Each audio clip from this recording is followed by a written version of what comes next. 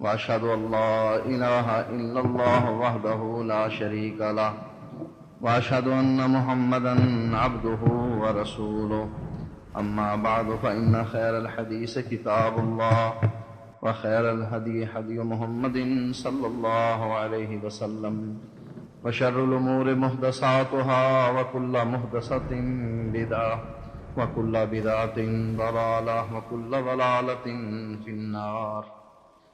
فأعوذ بالله السميع العليم من الشيطان الرجيم. بسم الله الرحمن الرحيم.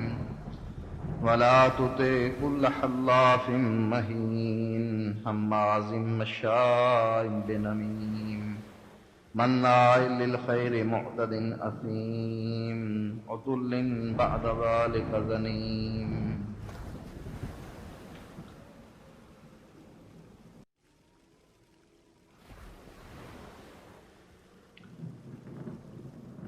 نبی اکرم صلی اللہ علیہ وآلہ وسلم پر ظلم کرنے میں پیش پیش آپ کے دو چچا تھے. ایک کا نام ابو لہب تھا اور دوسرے کا نام ابو جہل تھا.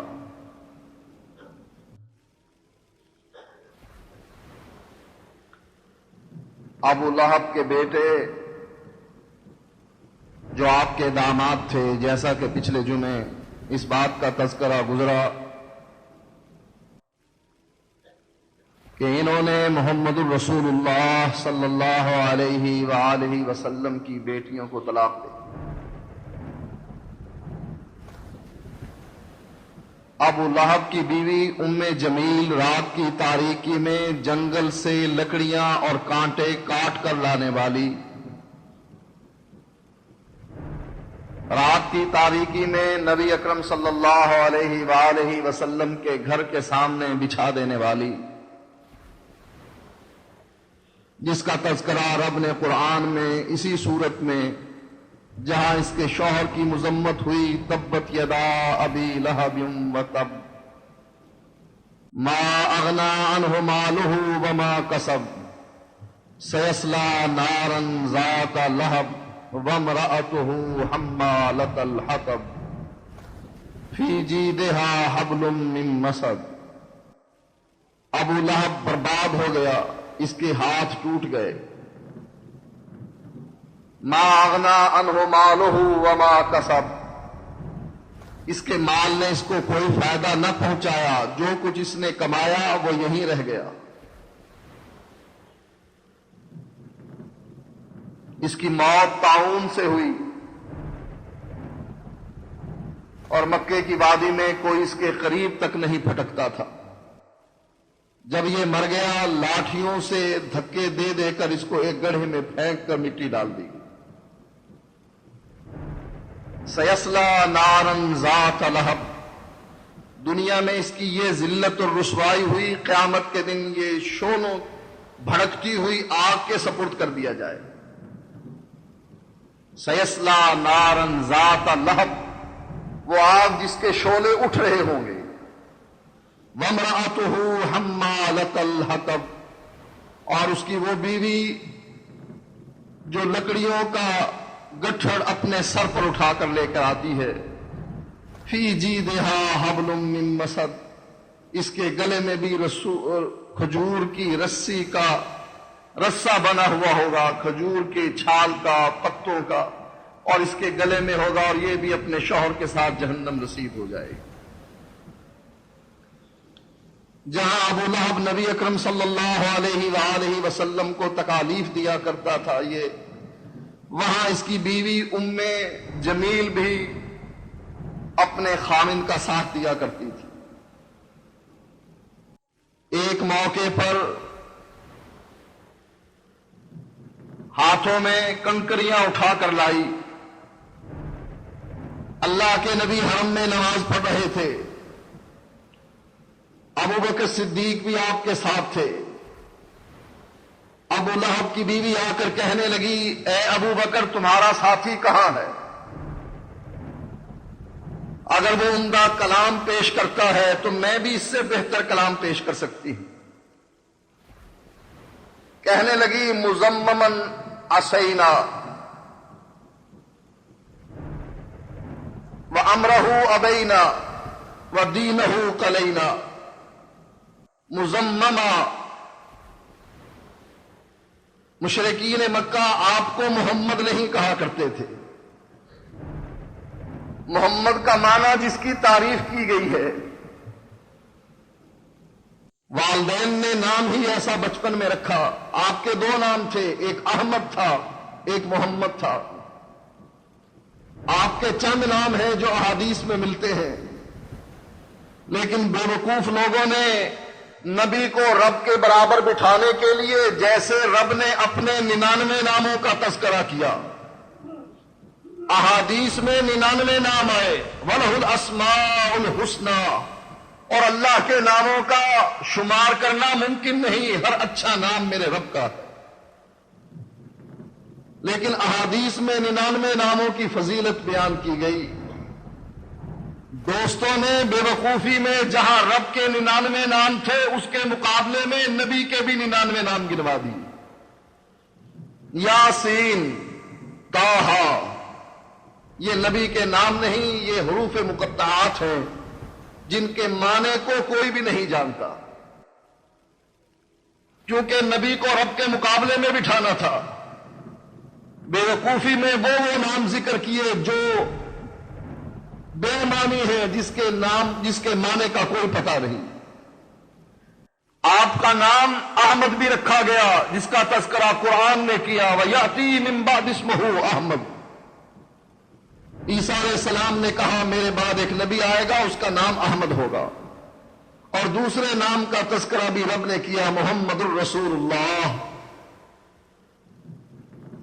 محمد اللہ کا رسول ہے. محمد کا معنی علیہ الصلاۃ والسلام، جس کی تعریف کی گئی ہے.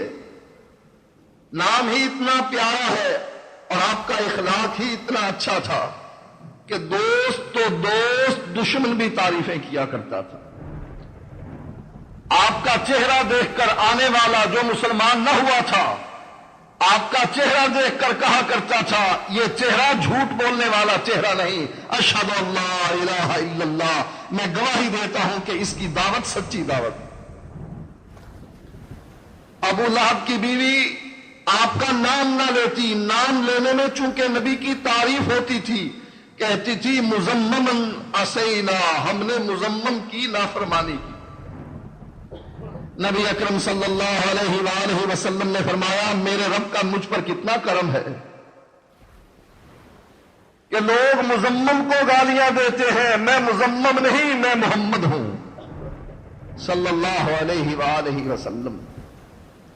اللہ نے مشرکین مکہ کی گالیوں کو مجھ سے پھیر دیا ہے. یہ مزمم کو گالیاں دیتے ہیں، میں مزمم نہیں، میں محمد ہوں. وَأَمْرَهُ أَبَيْنَا، ہم نے اس کے معاملے کا انکار کر دیا، اس کی اطاعت نہ کی، اس کی بات نہ مانی. وَدِينَهُ قَلَيْنَا، اور اس کے دین کو نفرت سے چھوڑ دیا. نبی کے راستے میں کانٹے بچھانے والی، یہ بھی اپنے شوہر کے ساتھ جہنم میں جائے گی. ابو بکر صدیق سے کہنے لگی تمہارا ساتھی کہاں ہے؟ ہاتھ میں کنکریاں پکڑی ہوئی. کہا تو ہمارے ساتھی کو کیا کہے گی؟ کہنے لگی تمہارا ساتھی مجھے نظر آ جائے، اس کے چہرے پر یہ کنکریاں دے ماروں. واپس پلٹ گئی. اللہ کے نبی سے ابو بکر صدیق پوچھتے ہیں اللہ کے نبی میں اور آپ ساتھ ساتھ تھے، ام جمیل آئی، ام جمیل نے مجھ کو دیکھا، آپ کو نہ دیکھا، اس کی کیا وجہ ہے؟ کہا اللہ نے اس کی نظر کو پکڑ لیا تھا. ابو جہل نبی اکرم صلی اللہ علیہ وسلم کو تکالیف پہنچانے والا، آپ کا چچا، سب سے بڑا دشمن مکے کی وادی میں. حرم میں اللہ کے نبی آئے، آپ نے طواف کیا. پہلے چکر پر اس نے اپنے ساتھیوں کے ساتھ مل کر ایسی گفتگو کی کہ نبی کے چہرے پر اس کا اثر دیکھا گیا. آپ برداشت کر گئے. دوسرے پھیرے میں بیت اللہ کا چکر لگاتے ہوئے جب نبی اس کے پاس سے گزرے پھر اس نے ایسی گفتگو کی. دوسرے یا تیسرے پھیرے پر اللہ کے نبی نے فرمایا اللہم علیک بالقریش، اللہ یہ قریشی سردار ہیں ان کو پکڑ لے. پھر آپ نے نام لے لے کر کہا اللہم علیک ابا جہل، اللہم علیک عتبۃ بن ربیعہ وشیبۃ بن ربیعہ وولید بن عقبۃ وامیۃ بن خلف وعقبۃ بن ابی معیط. اللہ کے نبی نے ان سب کا نام لے کر کہا اللہ قریشیوں کو پکڑ لے، ان میں سے ابو جہل کو پکڑ لے، ربیعہ کے بیٹے عتبہ اور شیبہ کو پکڑ لے، ولید ابن عقبہ کو پکڑ لے، امیہ بن خلف کو پکڑ لے، عقبہ بن ابی معیط کو پکڑ لے. عبداللہ بن مسعود بیان کرتے ہیں کہ اس رب کی قسم ہے جس کے قبضہ اور قدرت میں میری جان ہے، جن جن کا نام اللہ کے نبی نے اپنی زبان پر اس دن لیا میں نے سب کے سب کو بدر کے کنویں میں اونھے منہ پڑے ہوئے دیکھا. رب نے اپنے نبی کی بات سن لی. ابو جہل نبی اکرم صلی اللہ علیہ وسلم کے پاس حرم میں آیا. آپ نماز ادا کر رہے تھے. آ کر اللہ کے نبی کو ڈانٹ کر کہنے لگا میں نے تجھے پہلے بھی منع کیا تھا، اپنی قوم کا چودھری تھا، کہتا تھا مکے کی وادی میں مجھ سے زیادہ عزت والا کوئی نہیں ہے. کہنے لگا میں نے تجھے پہلے بھی منع کیا تھا کہ تو بیت اللہ میں آ کر نماز ادا کرتا ہے، بیت اللہ میں آ کر اپنی عبادت نہ کیا کر، اور تو نہیں رکتا. اگر آئندہ تو نے اس قسم کی حرکت کی میں تجھے بیت اللہ میں ذلیل کروں گا. نبی اکرم صلی اللہ علیہ وسلم نے بھی ترکی بترکی جواب دیا، اور یہی نہیں کیا، اس کو اس کے گریبان سے پکڑا اور کہا اولا لک فولا اولا لک فولا، تیرے لیے یہی موضوع ہے، تیرے لیے یہی بہتر ہے. کہنے لگا محمد مجھ کو دھمکیاں دیتے ہو، سنو تم اور تمہارا پروردگار مل کر بھی میرا کچھ نہیں بگاڑ سکتے. نبی کا دشمن.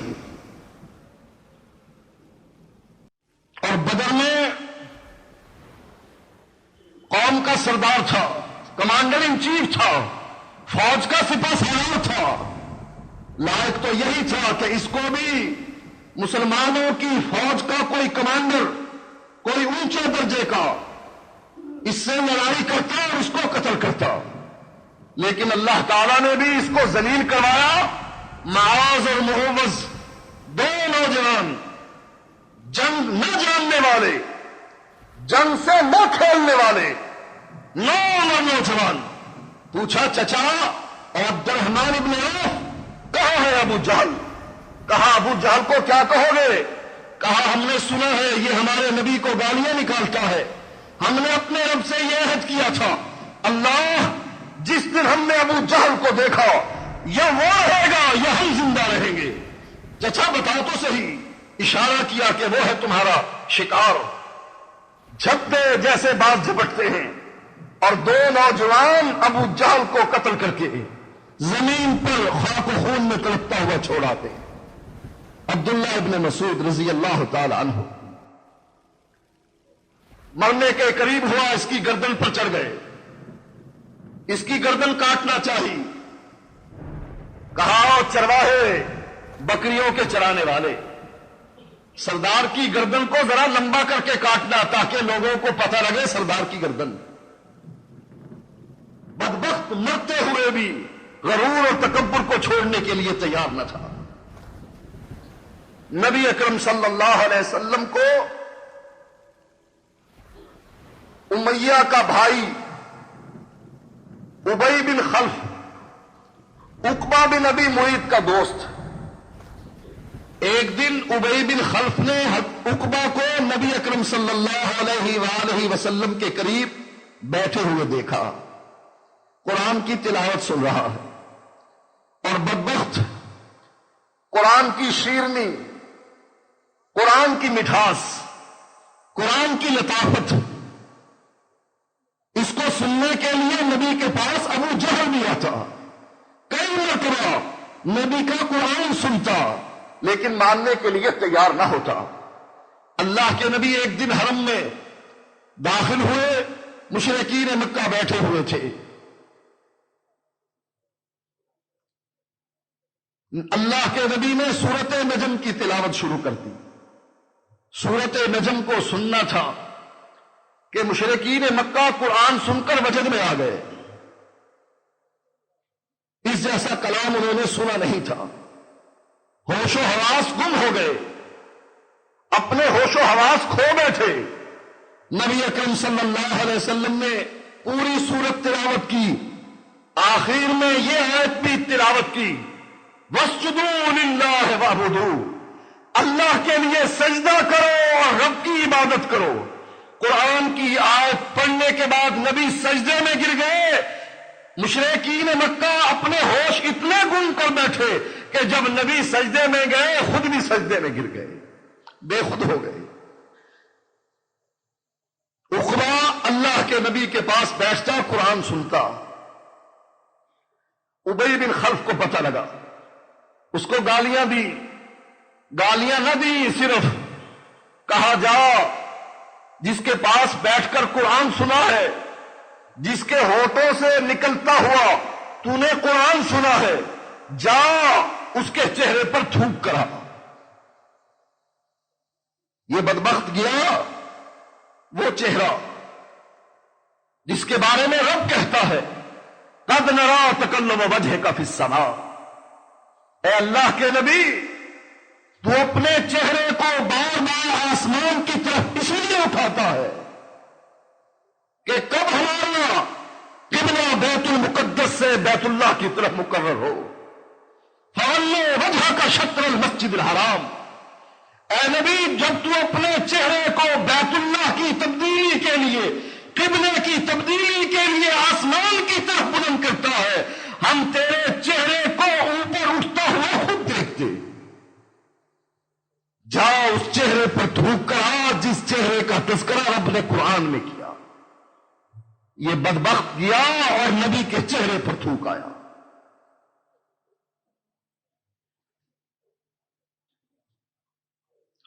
عبداللہ بن عمر بن عاص مسلمان ہوئے، ساتھی کہنے لگے کوئی واقعہ ایسا بتلاؤ کہ اللہ کے نبی کو تکلیف دی گئی ہو لیکن تمہاری نگاہ میں سب سے زیادہ تکلیف ہو۔ کہا میں ایک دن موجود تھا، یہی عقبہ بدبخت آیا، اس نے نبی کی چادر گلے کے قریب سے پکڑ لی اور اس کو بند دینے شروع کیے۔ اتنے بند دیے کہ نبی کا گلا گھٹ گیا اور گلے گھٹنے کی وجہ سے آپ کی آنکھیں باہر آنے کو ہوئی۔ ایک چیخ سنی گئی اور جس چیخ کو ابو بکر نے سنا، کہا جاؤ اپنے ساتھی کو بچاؤ۔ ابو بکر دوڑتے ہوئے آئے، روتے ہوئے عقبہ کو دھکا دے کر کہنے لگے اتقتلون رجلا ان یقول ربی اللہ، تم میرے اس ساتھی کو اس لیے قتل کرنا چاہتے ہو کہ یہ ایک رب کو ماننے والا ہے۔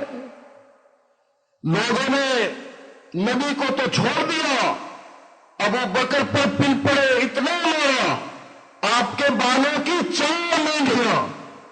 ابو بکر کی بیٹیاں بیان کرتی ہیں کہ جب ابو بکر پٹ کر آئے، ابو بکر کے سر کے جس بال کو ہم ہاتھ لگاتے، جس مینڈی کو ہاتھ لگاتے، وہی مینڈی ہمارے ہاتھوں میں آ جاتی۔ اتقتلون رجلا ان یقول ربی اللہ۔ نبی اکرم صلی اللہ علیہ وسلم اللہ کی عبادت کرنے کے لیے سجدے میں گئے۔ ابو جہل نے غالباً اسی عقبہ کو بھیجا کہ جاؤ وہاں اونٹ ذبح ہوا ہے اس کی اوجڑی اٹھانا۔ نبی سجدے میں گئے، بدبختوں نے اوجھڑی نبی کی کمر پر رکھ دی۔ ہمیں دین کا کیا دکھ ہے، کیا احساس ہے ہمیں؟ توحید و سنت کے مٹ جانے پر کتنا تڑپتے ہیں ہم، کتنا دل گھٹتا ہے، کتنا بے چین ہوتے ہیں۔ 1% بھی نہیں۔ اس کے مقابلے میں وہ جس کے لٹنے پر رات کو نیند نہیں آتی، دن کا چین اڑتا ہے، وہ جس کو اللہ کے نبی نے، جس کے چاہنے والوں کو اللہ کے نبی نے کتے کہا ہے۔ ہماری دنیا لٹ جائے، رات کی نیند اڑ گئی، دن کا چین اڑ گیا، رب کی توحید و سنت مٹ جائے، نبی کی سنت مٹے، رب کی توحید بگڑے، ہمیں کوئی پرواہ نہیں۔ کیوں؟ اس لیے کہ یہ ہم نے کمائی نہیں، مال ہمارا کمایا ہوا۔ اگر ہم نے دین کمایا ہوتا، اس کے مٹنے پر، اس کے لٹنے پر ہمیں دکھ ہوتا۔ چونکہ دین ہم نے کمایا نہیں، انہوں نے کمایا۔ عبداللہ ابن مسعود کی آنکھوں میں آنسو،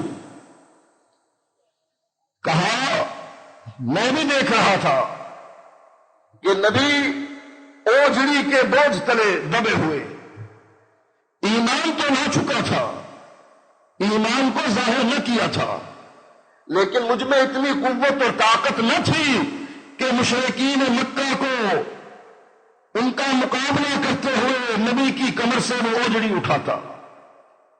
نبی کی بیٹی فاطمہ کو اطلاع دی، وہ اپنے گھر سے آئی، نبی کی کمر سے اوجڑی اٹھائی، اللہ کے نبی نے اپنا سر سجدے سے اٹھایا۔ مشرکین مکہ کو حضرت فاطمہ نے گالیاں دی اور نبی نے بھی بد دعا کے لیے ہاتھ اٹھایا۔ ابو جہل ایک دن کہنے لگا، مشرکین مکہ ان کے سردار ابو جہل سے کہنے لگے کہ تمہارے سامنے یہ محمد اپنا سر سجدے میں رکھتا ہے۔ ابو جہل کہنے لگا ہاں میں دیکھتا ہوں۔ کہا پھر اس کا کچھ سوچا ہے؟ کہا ہاں سوچا ہے۔ کہا اگر یہ میرے سامنے آئندہ سر سجدے میں رکھے گا، اس کی گردن رول لے لوں گا، اس کا چہرہ مٹی میں تباہ کر دوں گا، چہرہ خاک آلود کر دوں گا اور اس کی گردن کو توڑ دوں گا۔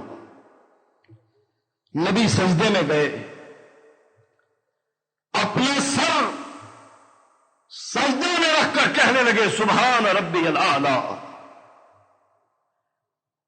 ابو جہل نبی کی گردن روندنے کے لیے، چہرہ خاک میں ملانے کے لیے اپنی جگہ سے اٹھا، نبی کے قریب پہنچا، واپس اپنے قدموں پر پلٹا۔ سردار پوچھنے لگے ابو جہل تو تو نبی کی گردن روندنے جا رہا تھا۔ کہا میں نے آگ دیکھی، ہولناک منظر دیکھا۔ اللہ کے نبی نے فرمایا اگر ابو جہل میرے قریب آتا، فرشتے اس کو اچک لیتے اور اس کے ٹکڑے ٹکڑے کر دیتے۔ اور ایک موقع پر نبی کے سر کو پتھر سے کچلنے کے لیے پتھر ساتھ لے کر آیا، نبی سجدے میں گئے، پتھر سے کچلنے کے لیے نبی کے قریب پہنچا، واپس پلٹا، اتنا ڈرا ہوا کہ پتھر اس کے ہاتھوں سے چمٹ کر رہ گیا، پتھر کو گرانا بھول گیا۔ کہا کیا تھا؟ کہا میں نے ایک اونٹ دیکھا، اس کی اتنی بڑی کھوپڑی تھی، اتنے بڑے بڑے دانت تھے کہ میں نے اپنی زندگی میں ایسا خطرناک اونٹ نہیں دیکھا۔ اللہ کے نبی نے فرمایا یہ جبریل تھا، اگر ابو جہل میرے قریب آتا زندہ بچ کر نہ جاتا۔ نبی پر ظلم کرنے والے، نبی اپنے چولہے پر، کسی کے چولہے پر نہیں، اپنے چولہے پر ہنڈیاں رکھتے، بکری کی بچہ دانی اٹھا کر تاک کر ایسی مارتے کہ ہنڈیا کے بیچ میں گرتی۔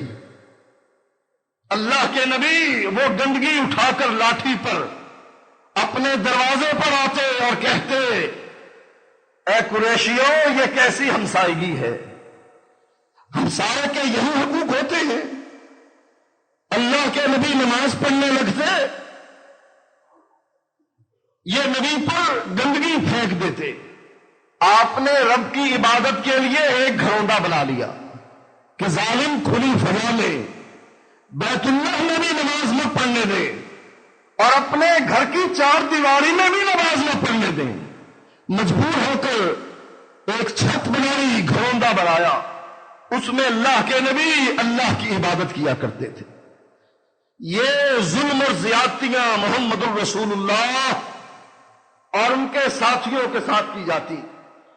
کہیں بلال کو تپتے ہوئے ریگستان میں گھسیٹا جاتا، کہیں خباب کو دہکتے ہوئے کوئلوں پر لٹایا جاتا، کہیں عمار ابن یاسر اور ان کے باپ اور ان کی ماں کو ظلم اور تشدد کا نشانہ بنایا جاتا۔ عمار ابن یاسر کے والد ان کا ظلم برداشت کرتے کرتے فوت ہو گئے۔ عمار کی والدہ ابو جہل نے نیزہ مار کر شہید کر دی۔ یہ اسلام میں پہلی شہیدہ تھی جو اسلام پر قربان ہوئی۔ صحابہ مجبور ہو گئے، ایسے ہی مجبور ہو گئے جیسے اصحاب کہف مجبور ہوئے تھے، کہ جن کا تذکرہ رب قرآن میں کرتا ہے۔ ایک اور بدبخت اخنس بن شریح، نبی اکرم صلی اللہ علیہ وسلم کو تکلیف پہنچانے والا، اللہ تعالیٰ نے سب سے زیادہ مذمت قرآن میں اس کی ہے۔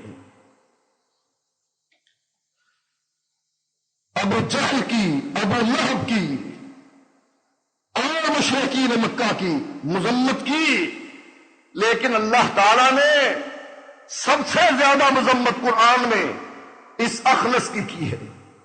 فرمایا وَلَا تُطِعْ كُلَّ حَلَّافٍ مَّهِينٍ، اے اللہ کے نبی، بہت زیادہ قسمیں کھانے والا ذلیل شخص، اس کی بات نہ ماننا۔ حماز مشاء بنمیم، لعن و طعن کرنے والا۔ نبی اکرم صلی اللہ علیہ وسلم پر لعن طعن کرنے والا ایک امیہ بھی تھا۔ نبی اکرم صلی اللہ علیہ وسلم کے پاس سے گزرتا، آپ پر لعن طعن کرتا، آپ کی پیٹھ کے پیچھے آپ کی برائیاں بیان کرتا۔ اللہ نے اس کا تذکرہ بھی قرآن میں کیا، وَيْلٌ لِّكُلِّ ہُمَزَةٍ لُمَزَةٍ، بربادی اور ہلاکت ہے اس شخص کے لیے جو لعن طعن کرتا ہے، برائیاں کرتا ہے، خاص کر میرے نبی محمد الرسول اللہ کی۔ اخنس کی بھی مذمت کرتے ہوئے کہا حماز مشاء بنمیم، لعن طعن کرنے والا، غیبت کرنے والا، چغل خوری کرنے والا، مناع للخیر معتد اثیم، بھلائی کے کاموں سے روکنے والا، حد سے گزرنے والا اور بدکار، عتل بعد ذلک زنیم، فرمایا بد عمل بھی ہے، بعد ذلک زنیم، اور حرامی بھی ہے۔ جب اس کی مذمت قرآن میں ہوئی، اپنی ماں کے پاس گیا، کہا ماں، جانتا ہوں جو بات یہ محمد کہتا ہے اس کی بات بالکل سچی ہے، میں مانتا ہوں کہ اس نے کہا ہے وَلَا تُطِعْ كُلَّ حَلَّافٍ مَّهِينٍ، میں مانتا ہوں، میں قسمیں بھی کھاتا ہوں اور ذلیل بھی آدمی ہوں۔ اے ماں، میں مانتا ہوں کہ مجھے حماز مشاء بنمیم، مجھے کہا گیا کہ یہ لعن و طعن کرنے والا، ماں مجھے کہا گیا یہ برائیاں کرنے والا، لوگوں کی پیٹھ کے پیچھے گفتگو کرنے والا۔ ماں میں برائیاں بھی کرتا ہوں، لعن و طعن بھی کرتا ہوں، چغل خوری کرتا ہوں، غیبت کرتا ہوں، مناع للخیر، برائی کے کام کی طرف لاتا ہوں۔ بیت اللہ کی بربادی کے سبب، مسجدوں کی بربادی کے سبب، لوگوں کو بھلائی کے کاموں سے روکنے والے اور برائیوں کی طرف دعوت دینے والے، کہا مناع للخیر معتد اثیم، اے ماں لوگوں کو برائی کے کاموں سے روکتا بھی ہوں اور اس کے ساتھ ساتھ میں گناہ گار بھی ہوں، زیادتیاں کرنے والا بھی ہوں، حد سے گزرا ہوا بھی ہوں۔ اتل بعد ذلک ذلیم، اے ماں میں بدعمل بھی ہوں، لیکن مجھے یہ بتا جو محمد نے یہ کہا ہے کہ بعد ذلک ذلیم، یہ حلالی نہیں حرامی ہے، اس حقیقت سے پردہ تو اٹھا۔ جانتا ہوں کہ محمد سچی بات کہتا ہے، جھوٹ نہیں بولتا۔ ماں کہنے لگی بیٹا جو برائیاں تجھ میں گنوائی تو نے اس کا اعتراف کیا، اور جو برائی مجھ میں گنائی گئی میں اس کا بھی اعتراف کرتی۔ نبی کو تکالیف دینے والے، صحابہ سے ظلم اور زیادتیاں کرنے والے، توحید و سنت کے قافلے کو روکنے والے، ہر کا استعمال کرنے والے مجبور ہو گئے۔ 18 مرد اور 4 عورتیں ہجرت کر گئے۔ اس میں نبی کا داماد اللہ کے نبی کی زبان سے کئی مرتبہ جنت کی خوشخبری سننے والا عثمان بن عفان رضی اللہ تعالی عنہ بھی تھا، اور یہ اکیلا نہیں تھا، نبی کی بیٹی رقیہ جو اس کی بیوی تھی، ہجرت کرنے والوں میں حضرت عثمان کے ساتھ نبی کی بیٹی رقیہ بھی تھی۔ اللہ کے نبی نے فرمایا ہجرت جس کی بڑی تعریف ہے، احادیث میں اس کی فضیلت بیان کی ہے، ان الہجرت تہدم ما کان قبلہا، ان الاسلام یہدم ما کان قبلہ۔